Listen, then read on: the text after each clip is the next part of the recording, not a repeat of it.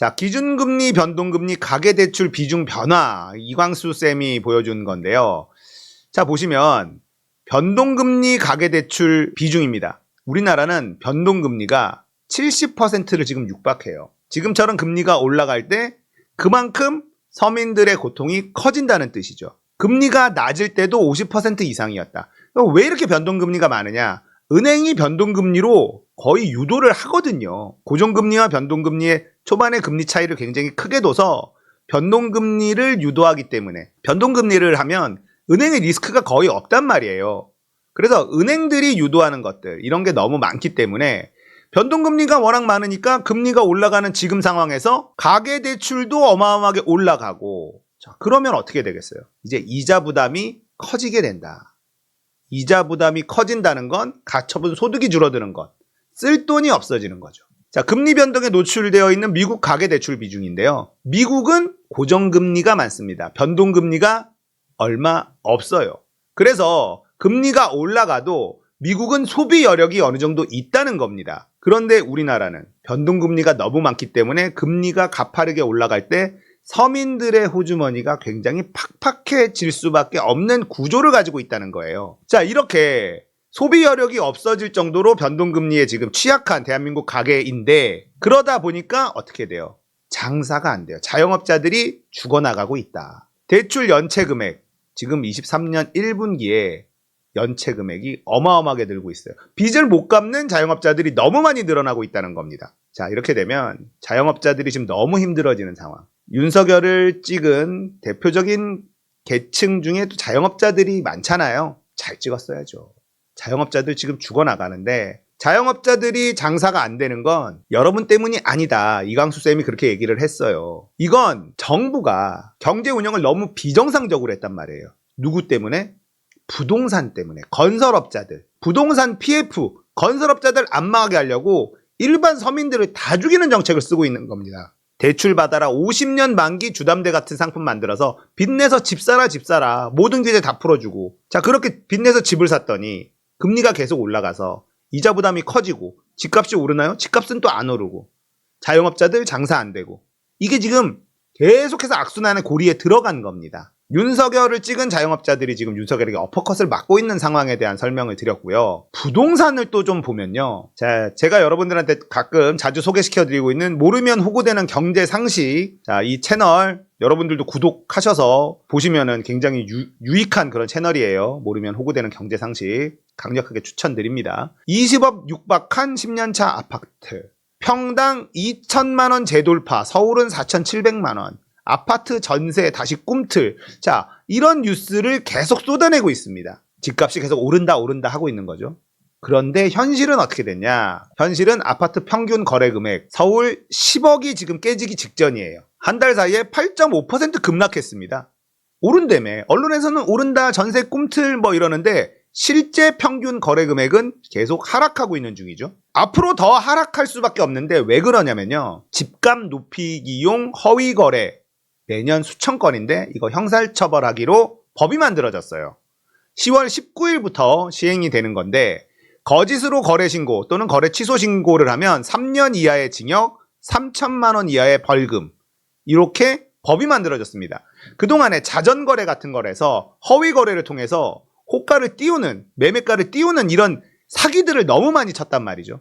실제 등기까지 이어지지 않고 거래만 체결됐다, 계약했다, 이러면서 그 자료를 가지고 아파트 값이 오른다, 이 동네 최고가 찍었다, 알고 보면 사기인 경우가 많다는 겁니다. 거기에 쫄아가지고 무서워가지고 벼락거지 될까봐 영끌해서 막 집 사고 이랬던 사람들이 있었고, 이 사기꾼들이 너무 판치는 그런 부동산 시장이었기 때문에 집값이 계속 올라가는 것처럼 보였단 말이에요. 그런데 이제 10월 19일부터 이게 법으로 처벌 규정이 확실하게 생겼기 때문에 사기치는 사람들이 현격하게 줄어들 거다. 그러면 아파트 값은 더 빨리 떨어지게 될 거다라는 겁니다. 거기다가 4분기 입주 물량이 굉장히 많습니다. 10월, 11월, 12월. 지금 입주 예정 물량이 꽤 많죠. 근데 여기 보시면 분홍색으로 있는 게 재건축, 재개발. 재건축, 재개발은요, 대단지들이 많아요. 그렇기 때문에 여기에서 입주가 시작이 된다? 그러면 근처에 매물이 쏟아져 나옵니다. 그리고 이분들이요, 공사하는 동안에 근처에서 전세를 살고 있던 분들이 또 많단 말이에요. 그러면 전세가 쭉 갑자기 빠지면서 전세값이 또 굉장한 하락 압력을 받을 수밖에 없는 거죠. 자, 입주 물량이 하반기에 굉장히 많기 때문에요. 아파트 값이 오를 수 있을까요? 오르기 어렵죠. 떨어질 수밖에 없다는 겁니다. 거기다가 매물이 굉장히 쌓이고 있어요. 고점을 계속 돌파 중입니다. 서울 7만 6천 매물이 돌파했고요. 경기도 13만 6천 돌파했습니다. 매물이 소화가 안 되고 있죠. 거래가 안 돼요. 자, 매물이 늘어난다. 그러면 아파트 값은 떨어집니다. 매물이 굉장히 빠르게 쌓이고 있죠. 자, 정부에서 빚내서 집 사라 할 때 부자들은 팔기 시작했다는 뜻이기도 하고요. 거기다가 금리가 오르니까 영끌족들, 갭투기 했던 사람들이 못 버티고 매물을 내놓은 걸 수도 있고요. 불경기가 와서 금리가 오르는 걸 버티지 못하고 원래 돈을 잘 번던 사람들이 부동산을 매물로 내놓은 걸 수도 있습니다. 이렇게 매물이 계속 쌓인다는 건 경기가 굉장히 안 좋아지고 있다는 뜻이에요. 서울 아파트 경매 7년 만에 최다다. 강남 3구도 1년 새 2.7배. 자, 서울 아파트에 경매가 나온다라는 건 버티고 못 버텨서 은행한테 아파트를 뺏기는 일입니다. 뺏겼어. 이게 그래프가 장난이 아니죠. 강남 3구 아파트도 경매 물건이 엄청나게 나오고 있다. 자, 이건 심각한 신호라고 봐야 되겠죠. 서울특별시 임차권 등기 명령 신청 부동산 현황인데요. 보세요. 엄청나게 올라갔죠. 임차권 등기 명령 신청이 뭐냐? 집주인이 내 전세금을 못 돌려줘. 그래서 내 전세금 받아야 되겠어 하고 신청을 하는 겁니다. 그러면 이런 게 쌓이면 어떻게 되냐? 경매 물건으로 3개월에서 6개월 뒤에 나올 가능성이 매우 높은 그런 물건들이라는 거예요. 자, 이게 이렇게 가파르게 올라간다? 지금 바로 쏟아지는 건 아니지만 3개월이나 6개월 뒤에 또다시 이런 물건들이 경매로 나온다는 거예요. 그러면 아까 봤었던 이 경매가 급증하고 있는 그래프가 더 가파른 속도로 올라갈 수밖에 없겠죠. 자, 경매가 나온다는 건요, 그냥 그 집주인이 망했다는 뜻이에요. 망했다. 싸게라도 팔아서 조금이라도 건져야 되는데 그조차도 못하고 팔면 손해가 보니까 어떻게든 버티려고 했는데 은행한테 이자를 못 내서 은행한테 집을 뺏기는 일. 이게 경매로 나오는 거란 말이죠. 심각한 그런 시그널이라는 겁니다. 그런데 언론에서 보도 잘 안 되죠. 문재인 정부 때 이런 일이 있었으면 진짜 100만 건 이상 나왔습니다. 거기다가 재건축 아파트 분담금 7억 내라, 분담금 8억 더 내라, 이런 얘기가 계속 나오고 있어요. 이러면 어떻게 되냐? 재건축 제대로 돌아갈까요? 오래된 낡은 아파트 쥐고 있다가 재건축 드디어 갑니다 해서 와, 나 이제 부자 된다 라고 했었던 사람들이 지금 뭐라고? 아파트 평수 더 큰 걸로 주잖아. 8억 더 내. 이러고 있어요. 이 재건축이 될까요? 건설사들은 여기 있는 조합원들이요, 거의 인질입니다. 인질. 둔촌주공 때 보셨죠? 예, 유치권 행사하면서 공사 멈춰버리고 결국 공사가 지연되면 지연될수록 그 비용은 계속 늘어나고 그 비용이 조합원들에게 그대로 전가되는 구조란 말이에요. 그러니까 조합원들한테 삥을 뜯기 시작한다. 이거 수익률이 나올까? 내가 과연 낡은 아파트에 오래 살면서 버틴 대가를 받을 수 있을까? 못 받는다는 거죠.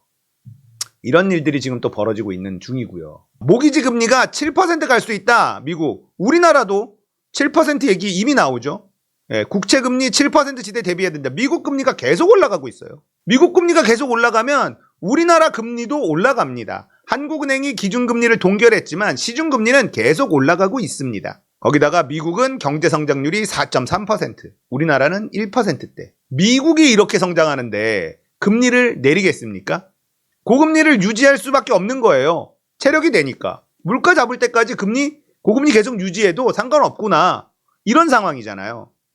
그러니까 미국이 고금리를 유지하면 우리나라 금리도 당연히 고금리가 유지될 수밖에 없고, 그러면 이자 내다 버티다 못한 사람들이 결국은 매물을 던질 수밖에 없어요. 아니면 경매 물건이 더 늘어날 수밖에 없거나. 부동산에 좋은 소식이 하나도 없죠. 자, 이창용 한은 총재가 금리 인상 시 부동산 PF가 걱정됐다. 집값 30% 이상 떨어지면 문제다. 한국은행 총재가 이걸 걱정하면 안 되거든요. 제가 여러 번 말씀드렸지만 한국은행 총재는요, 한국은행은 물가 걱정하는 데예요. 물가가 올라가는데 부동산 PF를 걱정하는 한은 총재. 이분은 저축은행 부사장인 줄 알았다. 이분이 은퇴하고 나면 어디 저축은행으로 가는지 한번 봐야 되겠다. 이런 말씀을 하시더라고요. 자, 제가 어제 기름 넣었는데 2,000원이 넘었습니다. 깜짝 놀랐습니다. 기름 2,000원 넘는 주유소가 속속 나타나고 있습니다. 물가가 굉장히 많이 오를 수밖에 없다는 신호잖아요. 기름값이 그렇게 오르면 덩달아 물가는 계속 오를 겁니다. 자, 이런 상황에서 하는 총재는 부동산 PF 걱정을 하고 있으니까 황당한 거죠. 집값 떨어질까 봐 걱정하고 있는 한국은행 총재, 말도 안 되는 겁니다. 있을 수 없는 일인데 우리나라 하는 총재가 지금 그러고 있는 중이고요. 지금 코스피가요, 2,300이 매우 위태롭습니다. 아까 보니까 2,300이 살짝 무너진 것 같기도 하던데 지금 이래요.